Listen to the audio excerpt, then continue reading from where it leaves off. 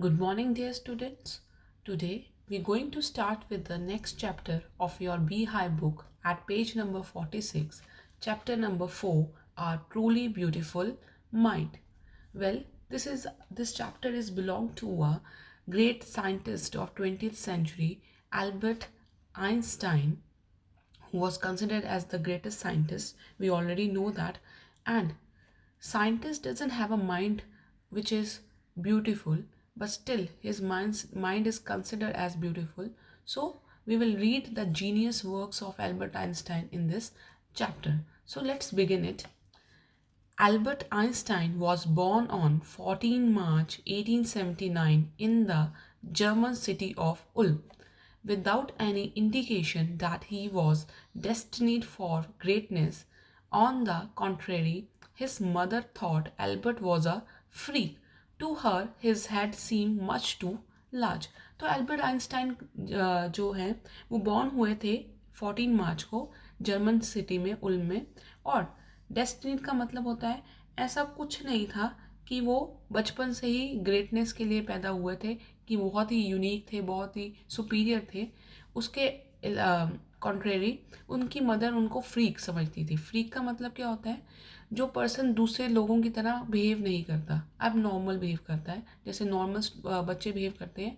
Albert Einstein वैसे behave नहीं करते थे अपने चाइल्डहुड में, और उनकी मदर उनको फ्रीक समझती थी, डिफरेंट समझती थी। और उनका जो हेड था वो भी क्या था, और बच्चों के मुकाबले बहुत बड़ा था। At the age of 2.5 Einstein still wasn't talking. When he finally did learn to speak, he uttered everything twice. तो 2.5 साल की उम्र तक एल्बर्ट आइंस्टाइन बोलते नहीं थे, कुछ भी नहीं बोल रहे थे। फिर जब उन्होंने बोलना शुरू किया, ही अटर्ड का मतलब होता है स्पोक, बोलना। हर चीज़ को दो दो बार बोलते थे। Einstein did not know what to do with other children and his playmates called him brother boring. तो आइंस्टाइन जब खेलने जाते थे अपने दूसरे फेलो पर्सन्स के साथ या अपने क्लासमेट्स के साथ, तो उनको समझ नहीं आता था कि वो दूसरे बच्चों के साथ क्या करें, उनके साथ कैसे प्ले करें। उनको कुछ प्लेइंग गेम्स उनके साथ समझ नहीं आती थी। तो उनके जो क्लासमेट्स थे, जो प्लेमेट्स थे, जिनके साथ वो खेलते थे, वो उनको ब्रदर बोरिंग नाम से इंडिकेट करते थे। So the youngest played by himself much of the time. तो वो अकेले ही खेलना पसंद करते थे ज़्यादातर टाइम। ही स्पेशली लव्ड मैकेनिकल टॉयज़। तो बचपन से ही पता चल रहा है कि उनको जो मैकेनिकल टॉयज़ थे वो ज़्यादा अच्छे लगते थे। Looking at his newborn sister Maja, he is said to have said fine but where are her wheels. तो जब उनकी न्यू बॉर्न सिस्टर पैदा हुई, माजा, तो वो हमेशा उसको देखकर कहते थे कि इतनी छोटी सी है, इसके फीट कहाँ पे हैं, मुझे बताओ इसके फीट कहाँ पे हैं जहाँ से ये चलेगी। तो एज अ इंडिकेशन वो बहुत बचपन से क्यूरियस थे, वो जानना चाहते हैं कि कैसे ये सब कुछ होता है। A headmaster once told his father that what Einstein choose as a profession wouldn't matter because he will never make a success at anything. Einstein began learning to play the violin at the age of 6. तो जो उनके headmaster थे जहाँ वो पढ़ते थे, तो वो कहते थे कि इससे कोई फ़र्क नहीं पड़ता कि आइंस्टाइन प्रोफेशनल लाइफ में वो कुछ भी चूज़ करें, उनको कभी भी क्या है सक्सेस नहीं मिलेगी। तो ऐसा नहीं है कि बचपन से ही आइंस्टाइन जो हैं उनकी डेस्टिनी में लिखा गया था, उनके फॉर्च्यून में लिखा गया था कि वो हमेशा सक्सेसफुल होंगे। उन्होंने भी बहुत स्ट्रगल किया है। और एट द एज ऑफ 6 उन्होंने वायलिन प्ले करना शुरू किया। Because his mother wanted him to, he later became a gifted amateur violinist, maintaining this skill throughout his life. उनकी मदर चाहती थी कि उनका जो प्रोफेशन हो वो वायलिनिस्ट का हो, वो वायलिन बजाएं, मगर जो ये वायलिनिस्ट हैं ये एज अ हॉबी का, एमेट्योर का मतलब क्या होता है, प्रोफेशनल लाइफ की तरह नहीं। हम किसी चीज़ को उसको अपनी हॉबी बना लेते हैं, हमें शौक के लिए हम कभी कभी उसको प्ले करते हैं। तो जो आइंस्टाइन थे वो भी क्या थे, एमेट्योर थे। वो कभी कभी शौक के लिए वायलिनिस्ट प्ले करते थे, वायलिन प्ले करते थे, और थ्रू आउट लाइफ वो इसको मेंटेन करके रखा। But Albert Einstein was not a bad pupil. He went to high school in Munich, where Einstein family had moved when he was 15 years old. Well जो Einstein थे वो बुरे student नहीं थे, pupil here consider as a student, वो बुरा student बिल्कुल भी नहीं थे। और वो हाई स्कूल म्यूनिच में, जो जर्मन की सिटी है, वहाँ पे मूव कर गए थे जब वो 15 मंथ ओल्ड थे। And scored good marks in almost every subject. Einstein hated the school regimentation and often clashed with his teachers. At the age of 15, Einstein felt so stifled there that he left the school for good. तो Einstein जो थे, उनके हर subject में, every subject में बहुत अच्छे marks आते थे। और जब वो 15 ईयर्स के हुए तो ज़्यादातर उनकी जो स्कूल में टीचर्स थी उनके साथ क्लैश होता था, उनके साथ बहसबाजी होती थी। और रेजिमेंटेशन का मतलब होता है जब हाईली डिसिप्लिन रूल्स को फॉलो करना पड़ता है। You are not liberal to do what you want, बल्कि कुछ स्ट्रिक्ट ऑर्डर और डिसिप्लिन को फॉलो करना पड़ता है। और आइंस्टाइन उसके बिल्कुल अपोज थे। और ज़्यादातर क्या है, उनके साथ, उनके टीचर्स के साथ उनकी क्लैश हो जाती थी। और वो हमेशा क्या है, 15 साल की उम्र में उनको ऐसा लगने लगा कि मुझे यहाँ पे दम घुटता है, ये स्कूल अच्छा इन्वायरमेंट प्रोवाइड नहीं करता एज अ स्टूडेंट के लिए। और उन्होंने ये स्कूल छोड़ दिया। The previous year Albert parents had move to मिलान।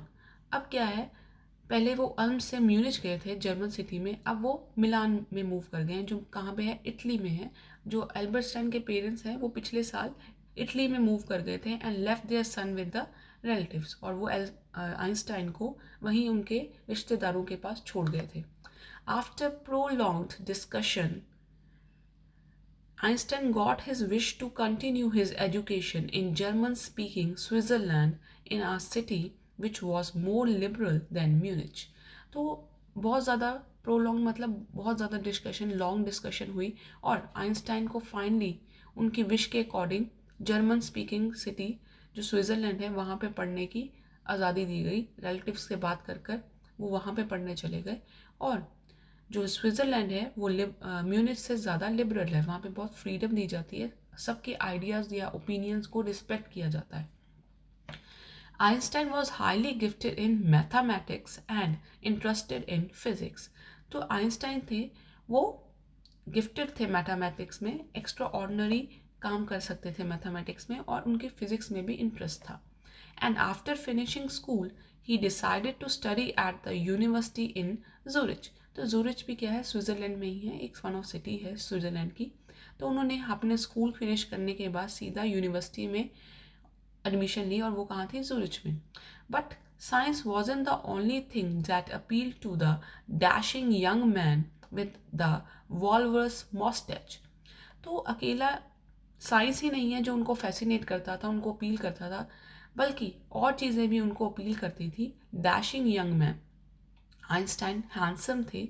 और वॉल्वरस मॉस्टैच क्या होता है, एक पर्टिकुलर टाइप ऑफ मूछें हैं जो आइंस्टाइन ने उस फेज ऑफ टाइम में रखी थी जब वो 21 ईयर्स के एज के थे।